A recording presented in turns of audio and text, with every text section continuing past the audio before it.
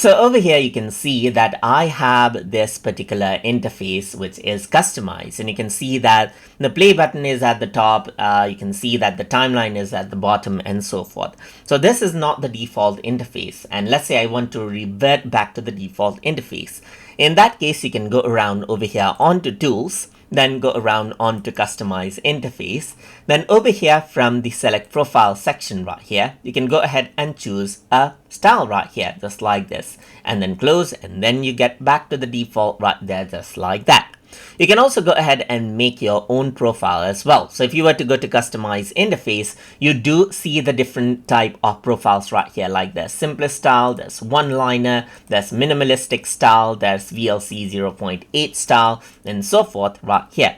You want to go ahead and create your own profile, then you can go ahead and make some changes. Let's say, for example, I'm going to go to the simplest style right here, and let's say I'm going to go ahead and add in the back button right here, the slower button, the next button, let's say for example right here, and above the video, or maybe I'm going to go ahead and give this above the video. Then over here in the advanced widget, let's say I'm going to add in the slower button right here, just like this, and then I'm going to go for frame by frame time right here, just like this.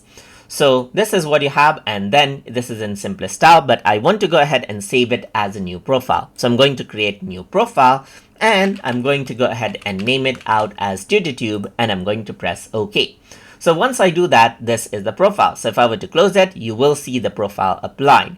So now what I can do is I can simply go around over here onto customize interface, then go back to another profile like minimalistic style. Go ahead, and this is what you have. And you want to go ahead and access the profile that you saved, then you can simply go around over here onto tools again, and then go to customize interface, and then select the profile that you made right here. Close it out right here, and this is what you have. You can also go ahead right here, and you can see that I can delete the current profile as well right here. For example, I can select this, delete this out, and the profile will be deleted. So you can go ahead and select the one that you have right here, just like this, close it, and that will be applied.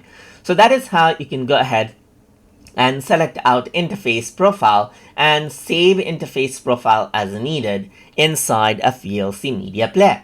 So I hope you guys learned something as always. And as always, please like, comment, share, and subscribe.